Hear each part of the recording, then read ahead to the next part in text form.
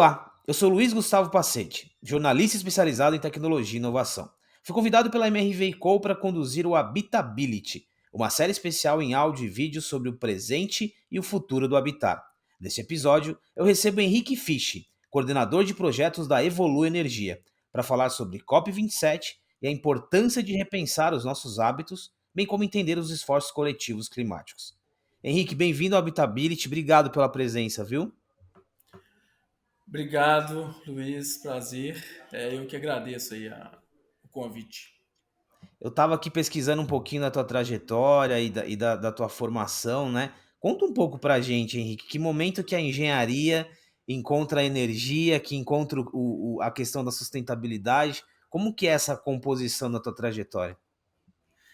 Eu tenho uma história, acho que um tanto quanto diferente aí da maioria, né? Eu comecei estudando biologia, né? Formei em ciências biológicas, primeiramente, né? Construí no início da minha carreira trabalhando com meio ambiente, com um pouco de pesquisa, né? Consultoria ambiental.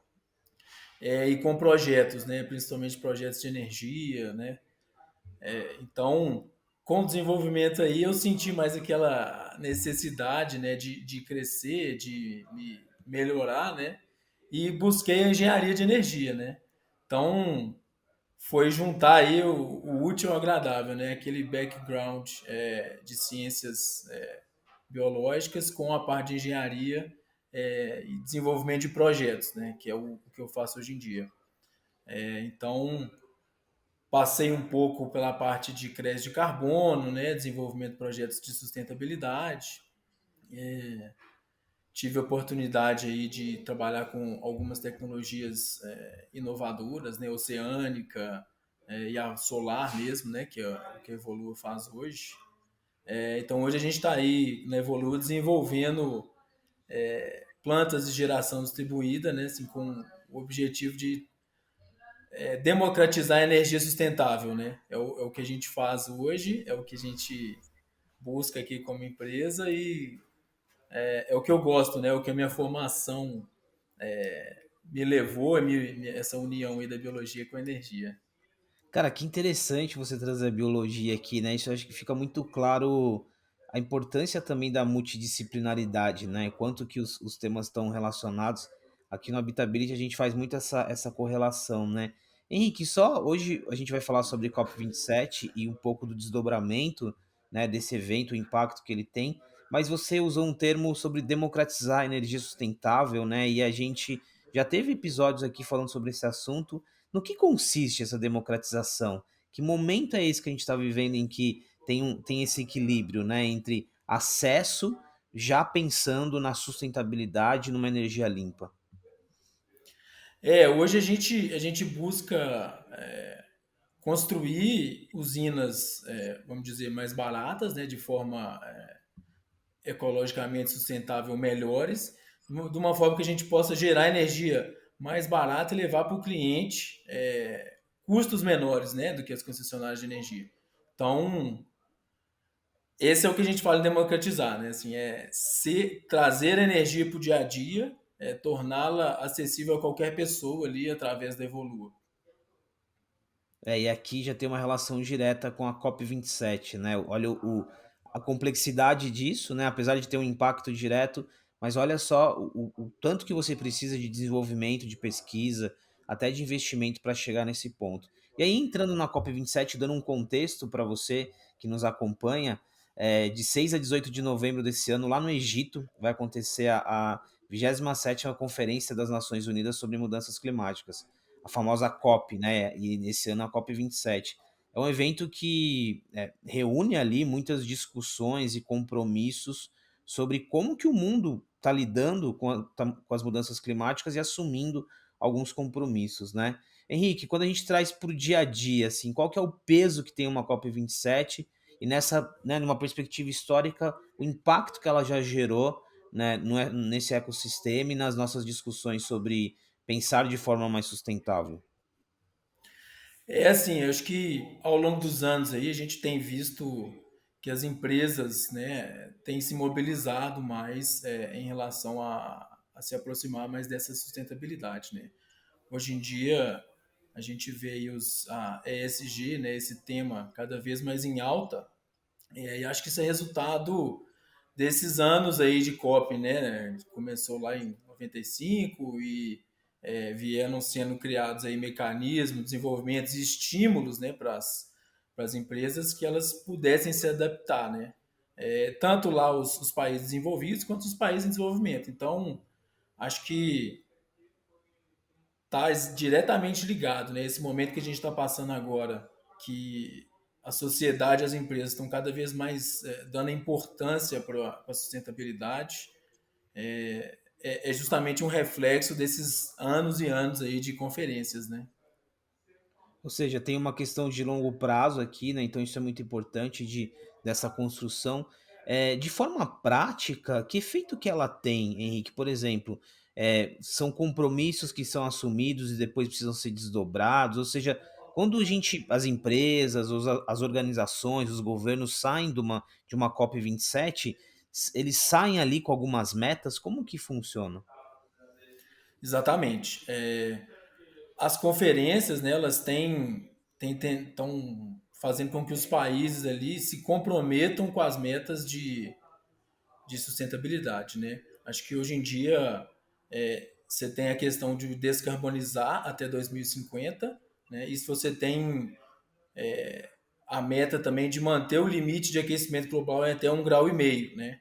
Então, cada país tem que trazer estratégias, né, metas, e tem que apresentar metodologicamente como que isso vai ser feito, né? Qual setor vai fazer o quê? Como que o setor industrial vai reduzir a emissão de carbono? Como que a mineração vai reduzir? Então, nessas conferências, acho que da 26 para 27 aí, a gente tem visto que está cada vez mais em alta, assim, tá tendo cada dia mais pressão para que essas metas sejam fortes, né? Essas metas sejam implementadas mesmo, para a gente conseguir frear esse aquecimento global, né? Quando a gente olha para a edição desse ano, né, o que você tem muito do contexto também, né? Apesar dessa perspectiva de longo prazo, tem muito do que está acontecendo, as principais discussões. Acho que você deu uma ideia muito clara aí de quais são algumas das metas, mas o que você acha que pode ser ponto crucial nesse ano em termos de discussões? Assim, se a gente tivesse que definir uma agenda, né? E baseado no contexto, né? No que você vem observando de discussão, o que você acha que vai marcar essa COP27? Esse ano, sim, o que a gente mais espera, acho que todo mundo que está envolvido aí nessa parte de mudanças climáticas, é que o que foi feito ano passado, que foi criar um mecanismo global de compensação de emissão de gases de efeito estufa, seja regulamentado esse ano, né? Que a gente saia de lá depois da conferência com realmente métodos e um mecanismo que possa ser aplicado aí no mundo inteiro, né? Acho que esse é o principal resultado que a gente quer, né? Não, acho que sem dúvida é o que a gente espera, né? É claro que é difícil, envolvem muitas partes, né? Países de diversos níveis aí de desenvolvimento, mas é o que seria bom para todo mundo, né? Um mecanismo mundial, um pacto mundial para redução de emissões. Agora, trazendo um pouquinho, né, aproximando do nosso dia a dia, esse ponto do coletivo, né? É um compromisso que ele é coletivo, ele depende de muitas interlocuções, e aqui não vale só para a COP27, né? Quando a gente fala de mudança de hábito, de regulação, o coletivo aqui é muito importante, né? Não depende só de vocês, depende de vários agentes. Qual que é esse desafio, Henrique? Aí eu acho que você convive há muito tempo, né? Depois da descrição que você deu do seu trabalho, você convive há muito tempo com esse contexto, né? Qual que é o desafio de empresas conversarem, instituições conversarem? É muita gente aqui em prol de alguns objetivos em comum, né? São muitos interesses, né? Cada empresa, cada pessoa, cada cidade tem ali seus interesses, suas motivações, né? Então, sim, é difícil equilibrar ali, muitas vezes, o desenvolvimento, né? O interesse pessoal, institucional, com esse crescimento sustentável, né? Eu acho que achar um lugar comum que é a grande dificuldade, né? É uma Tanto que é uma crítica que acontece muito em todas as conferências, é, os países desenvolvidos querem limitar a emissão de gases de efeito estufa, já os países em desenvolvimento enxergam essa limitação como um freio no desenvolvimento econômico. Então, aí você vê claramente a dificuldade, né, de se conseguir um lugar comum, interesses comuns para que isso realmente seja implementado, né? Acho que no dia a dia a gente passa por isso também, né? Você tem o conforto de um carro versus a pegada de carbono de um ônibus, um transporte coletivo, né? Então é difícil equilibrar, é um desafio enorme. Por isso que volta aqui um ponto importante que você trouxe, o compromisso das empresas privadas, né? Quando você fala de ESG ali também, um assunto que a gente já trouxe aqui em episódios anteriores, tem esse papel também muito importante. E aí, um ponto que a gente ainda vai tocar, que é o ponto, é o individual também, né? O nosso papel como cidadão, como pessoa, o nosso dia a dia, né? Eu já volto nesse tema, porque esse assunto ele não é só das grandes empresas, nem dos governos, ele é um assunto que tem relação direta com o nosso dia a dia. Mas antes, Henrique, Exato. me dá um contexto. Você comentou sobre algumas metas, né? A descarbonização, o mecanismo global. O que que essas ações começam a mudar na dinâmica de uma cidade? Assim, e aí a gente vem um pouco para o dia a dia, né? Quando a gente fala de energia, de novas dinâmicas de consumo, o que que esses objetivos, de alguma forma, começam a transformar as cidades? E aí, de novo, né? Quais são os desafios aqui?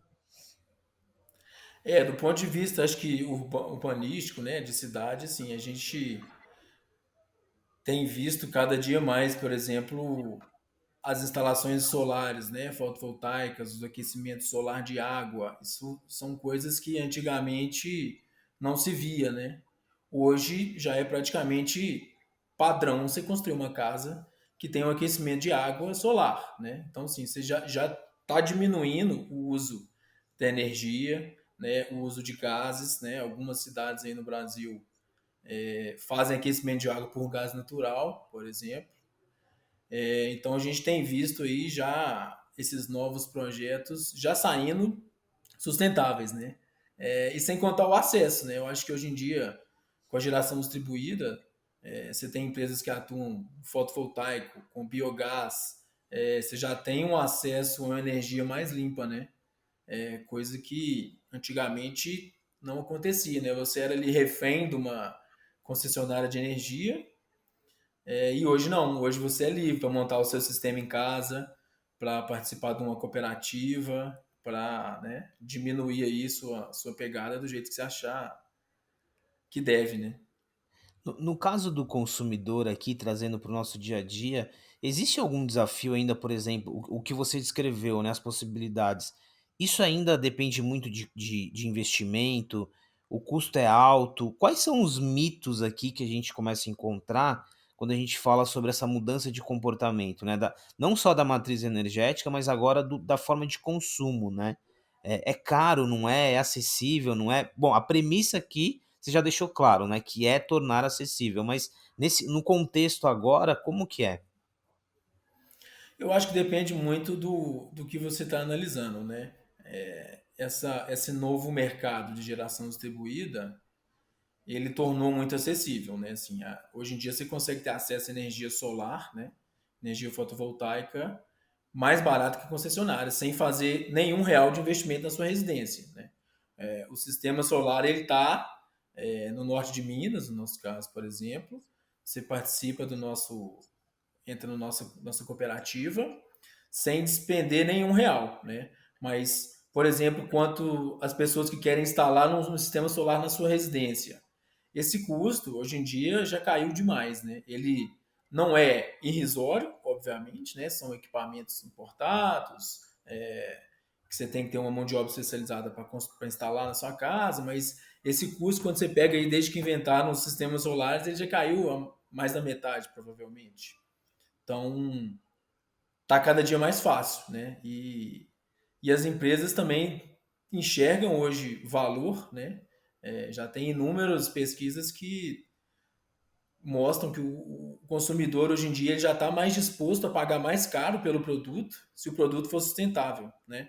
Então, acho que isso aí a gente está num momento que a sociedade está enxergando, as empresas estão começando a ver valor, e provavelmente é um ponto de transição aí. Bom, aqui tem 2 movimentos, né, super importante você ter mencionado. Acho que primeiro em termos de, opção, né, e de estrutura, existe tecnologia, existe possibilidade, esse é o primeiro ponto. E o segundo que tem uma mudança do comportamento das pessoas, né, o que você mencionou de: "Não, eu me disponho até a pagar um pouco mais, mas pensando na sustentabilidade", aqui já é um ponto importante. Conectando esses 2 movimentos, eu acho que estão claros, quando voltando àquele nosso ponto sobre as discussões, a discussão sobre mudança climática, o envolvimento de vários agentes aqui, quando a gente olha para o contexto do Brasil, quais são os desafios, assim? O que que você percebe do ponto de vista de discussão, né, que a gente já vinha falando, mas de evolução e até mesmo de referência? Porque, de certa forma, a gente tem alguns desafios que a gente vira uma referência negativa nesse assunto, mas a gente também é uma referência positiva, né? O Brasil tem acho que tem muitos exemplos em relação a esse assunto. Então, como que você enxerga hoje a posição do Brasil nessa nossa discussão? Cara, o Brasil hoje, sim, eu diria que ele é referência, né? Ele é um dos países que tem maior produção de créditos, né, de emissões de certificados aí, de redução de gases, né?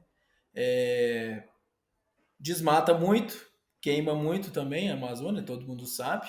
Mas também, por exemplo, esse ano ele promulgou um decreto que justamente para regulamentar o Sistema Nacional de Redução de Gases de Efeito Estufa, né? Então, sim, isso é uma coisa que todo mundo sempre quis, foi regulamentado no começo desse ano. Então, o Brasil vai passar a definir metas para setores, né? Então, vai estruturar realmente uma política para ter um mercado de crédito de carbono. Então, eu acho que juntando aí a nossa aptidão, né, de energia renovável, né, de projetos agroflorestais que a gente tem, com esse decreto aí que está dando o primeiro passo, acho que coloca a gente aí num grande à frente mesmo de muita desse setor, sabe? O Henrique, ainda nesse ponto aqui, olhando para o Brasil, a gente tem muitas indústrias gigantes, né? Mineração, indústria petroleira, o próprio agronegócio. Quando a gente começa a olhar para indústrias assim, e de novo, essa nossa discussão ela permeia todos os setores hoje, né? Como que você enxerga assim algumas indústrias que estão na ponta dessa discussão, outras indústrias que vivem um desafio maior, assim, quando a gente pega mineração, petróleo, agronegócio e outras que eu nem estou mencionando aqui, como que você enxerga assim, o posicionamento dessas indústrias? Assim, hoje em dia está muito claro, né? A gente tem o Pacto Global aí de desenvolvimento, que hoje em dia tem grandes empresas, né, de diversas indústrias que estão buscando ali a implementação de ações no seu dia a dia para cumprir as metas de desenvolvimento sustentável, lá as referências da ONU, né? Então, você pega aí a mineração. A mineração é um setor enorme no Brasil, né? Que hoje em dia já passou por inúmeros desenvolvimentos, né? Tanto de reutilização de água, até não utilização de água em algumas plantas de processamento. Eu tenho visto, por exemplo, na mineração hoje em dia o uso de caminhões elétricos, né? Isso é uma coisa que a gente não ia imaginar, né? A gente que é consumidor residencial urbano tá vendo aí cada dia carros híbridos na rua, né? Então você pensa uma indústria pesada usando carro elétrico, isso traz para a gente, né? Traz o desenvolvimento na sequência para a gente, pessoa física, né? Você tem, por exemplo, o agronegócio, as grandes indústrias de cana, que já fazem geração de energia com resíduos há anos, são grandes produtores de energia limpa, né? Hoje em dia eles estão produzindo biogás e já tem frota de caminhão movido a biogás, né? Então, assim, eles já estão conseguindo fechar o ciclo, muitas vezes, do plantio, coleta, resíduo, geração do biogás e colocar de novo na frota. Então, assim, acho que isso está cada dia mais latente, né? E mostra para a sociedade que existe um esforço, sim, de algumas empresas, que é questão de tempo, né? Isso democratizar. Tem aqui um outro ponto, são exemplos interessantes, né? De novo, porque a gente começa a entender de forma prática onde estão as mudanças, né? Você mencionar a frota, não é só no processo de produção, né? É na logística. E olha o impacto que cada um desses segmentos tem, né? Então, assim, isso é um ponto-chave. Falando de comportamento e de consumo de energia, então a gente falou da indústria, falou dos grandes segmentos, mas a gente tem uma janela aqui, uma mudança de. A gente já falou aqui sobre cidades inteligentes, os próprios carros do futuro, né? Que vai energia elétrica. Por que tornou-se urgente também a gente falar desse assunto nessa mudança de matriz que está ocorrendo? Eu estou lembrando aqui, por exemplo, a gente fala de 5G, internet das coisas, os aparelhos eletrônicos cada vez mais inteligentes. A gente caminha para um nível de consumo de energia cada vez mais elevado, né? A nossa vida ela está mais eletrônica, ela está mais digital. Então, nesse contexto, por que torna-se ainda mais urgente a gente discutir esse assunto, Henrique? Aí eu estou trazendo já para uma perspectiva minha, né, como consumidor também, o smartphone que eu uso, a matriz do meu carro ou a minha casa. Qual que é essa perspectiva de mudança de comportamento versus um perfil de consumo também que tem baseado em muita energia? Eu acho que hoje em dia, assim, justamente a pegada aí que cada pessoa tem consumido, né? Quando você vai contabilizar aí que na sua residência você tem 5, 10, 20, 30 equipamentos eletrônicos, né? Você tem dois telefones, dois computadores, duas televisões, aí você tem um smart qualquer coisa. Então, assim, as pessoas estão enxergando que a conta de luz é alta, né? E acho que junta aí com a consciência, né? Então, principalmente as novas gerações, você vê que eles têm um perfil de consumo completamente diferente. Eles já não querem ter carro, né? É, tem pessoas que trabalham comigo que não tem carteira de motorista, por exemplo. Por quê? Nunca precisou, não vê necessidade, anda de transporte coletivo ou anda de algum transporte de aplicativo, por exemplo. Então, assim, tá muito. Acho que essa nova geração eles estão cada dia mais conscientes, né, do seu impacto no mundo, entendendo que o seu consumo faz diferença, né? Tem um outro ponto aqui. Isso a gente já tratou também nessa questão, tem uma questão geracional, comportamento. Teve um episódio que a gente falou sobre carros do futuro, dos carros e táxis elétricos, né? É um pouco dessa relação entre é, ter, ter um bem, possuir um bem e desfrutar daquele bem, né? Tem uma mudança de consumo aqui interessante. Olhando, eu falei de alguns segmentos, mencionei alguns segmentos, agora trazendo para o nosso dia a dia aqui do Habitability. A gente fala muito sobre arquitetura, a gente fala muito sobre o design, a gente fala muito sobre a relação que a gente tem com a casa, né, como um todo. Uhum. Como que você enxerga também essa nossa discussão para casa? E aí volta um pouquinho que você falou, algumas alternativas de consumo de energia, até de geração de energia, mas tem outras coisas, né? Hoje, quando você desenvolve um prédio, seja ele comercial ou residencial, ele já nasce com esse DNA muito sustentável, né? Então, como que você enxerga esse impacto para esse nosso lado aqui? A gente tem aí um mercado de eficiência energética, né, que traz justamente ganhos de redução de consumo, né, consequentemente a pegada de carbono, né, na parte residencial. Acho que no Brasil ele é quase que inexplorado, né? Assim, a gente hoje em dia que as novas construções que todas vêm com iluminação a LED, né? Iluminação natural, não se tinha antigamente, né? Hoje em dia você já tem cidade, por exemplo, Belo Horizonte, que prédios novos já tem que sair com sistema de aquecimento de água, solar, né? Então, a gente tem visto os novos empreendimentos das cidades já se adaptando, né? Já tem aí um movimento mundial de certificação de edifícios, né? E o Brasil é um dos principais lugares que hoje em dia tem mais certificação, né, das edificações. Então, assim, acho que ele já chegou, né, esse movimento. A gente está aí surfando a onda, vamos dizer, né? Mas ao mesmo tempo que ele chegou e ele ainda é pouco, né?